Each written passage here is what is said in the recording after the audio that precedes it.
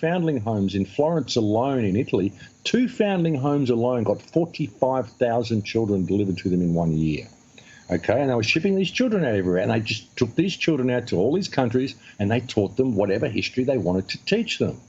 And there's even another guy called Dane Calloway who's been looking into the slave trade in Africa, and he's realised that most of the black people in Africa are actually Native Americans. They weren't brought there from Africa. The whole thing has been concocted. They just put children everywhere and taught them this false history to put everybody against each other, play everybody off against each other with all of this false history. Reverse. If you look at it, if you look at the records, you'll find that the black people were already in Africa, and the slaves were the white children that were brought there from Europe. It's all backwards. Everything's backwards that they've told us. That and you will can go and find evidence of this in Virginia, where the first slaves arrived. It's quite amazing when you really start looking into this. I'm going to start. I mean, I haven't seen any of that evidence that white children were brought to Africa to be slaves for Native Africans. I'm not saying it isn't. No, like that. They weren't brought to Africa to be slaves for Native Africans, but the Americans, the original Americans, it was a mixed race already. There was the Tartarian culture was already in America, and there were black people, there were Native Americans, there were white people, they were everywhere. But most of this culture was wiped out, and then they repopulated the world with children, and they taught them whatever history they wanted.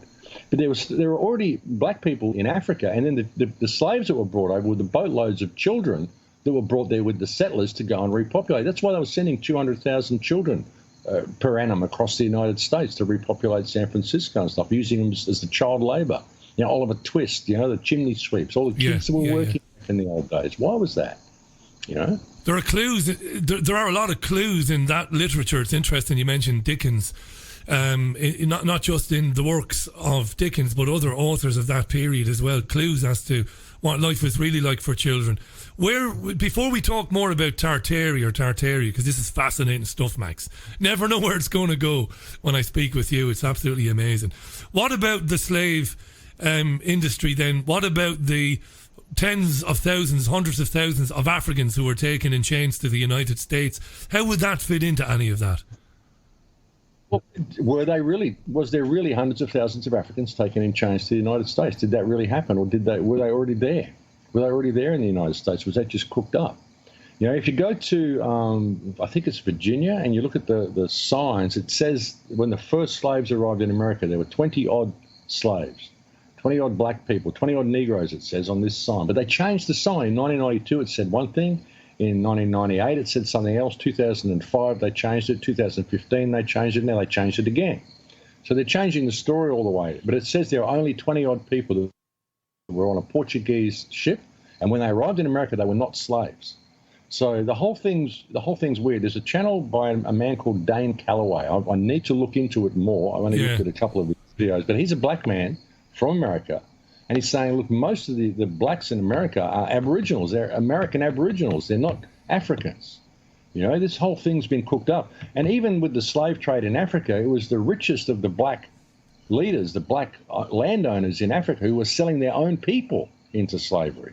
You know, so, and everybody was slavery. There was Indians running slaves. There were the white people running slaves. Everybody was slaves. The whole place was running slaves. It wasn't just white people stealing from Africa. It was all. This has been concocted to put the white people and the black people against each other. This is divide and conquer mechanism. Divide and conquer. But our black listeners now will be screaming bloody murder at the radio. They'll be saying, "Well, hang on a second.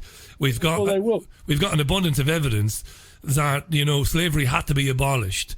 Through obviously the work of Abraham Lincoln, because blacks were kept in bondage on plantations and were subjugated and abused for decades in the United States, more than decades. Well, there will be records that indicate that, but are the records true? If you really look at it, if you look at the Reformation that happened, and you look at the loss of Tartaria and what was really happening around circa 1850 to 1880 all around the world, I would suggest that even the American Civil War, these were all cover-ups for clean-up operations. The colonisation of Australia was a cover-up for a clean-up operation, and the World War I and World War II were still battles for Tartaria.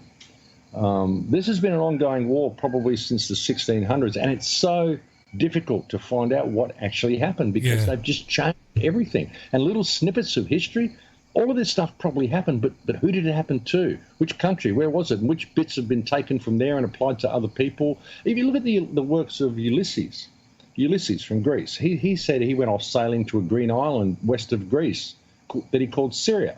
The only green island you can find west of Greece is England. That's right.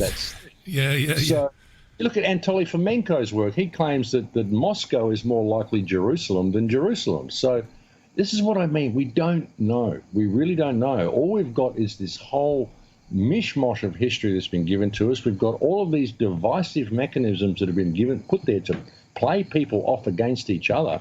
We've got to realise that, we were all slaves. Everybody was slaves. We are slaves, Max. We are. It's not we were. We are.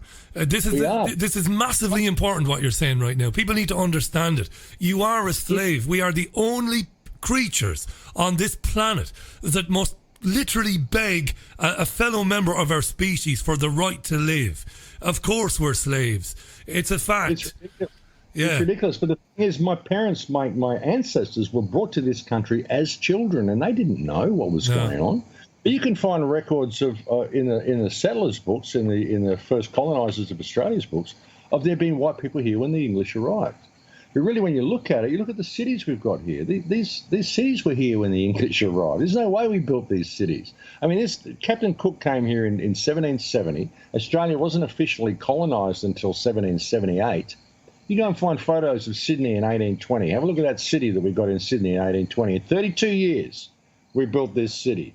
Give me a break. These convicts they brought out here, Richie, they were just mad stonemasons. They had these mad stonemason skills. The first thing they did when the convicts arrived was they went out and digged all these quarries and built all these Roman-style Gothic buildings with all this intricate scroll work and these giant churches and all this stuff that we can't build anymore because they were just so incredibly talented, these convicts, Rubbish. The buildings were already...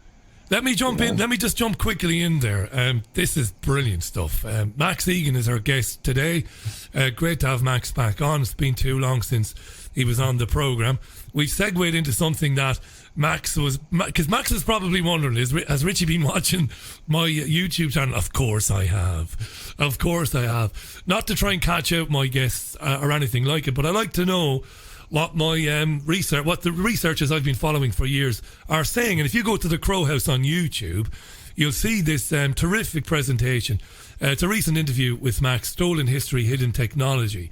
And first of all, I'm proud of you for often saying, we don't know, Richie, we're asking questions. That means a lot to me, that. I'm fed up with people telling me that this is the way it is. There's no other way. I know everything. You've never done that, and I appreciate that. I like the fact that ultimately we don't know, but these are the reasons we are suspicious. And this is brilliant stuff. Max is talking about an empire that existed for possibly hundreds of years called Tartary or Tartaria.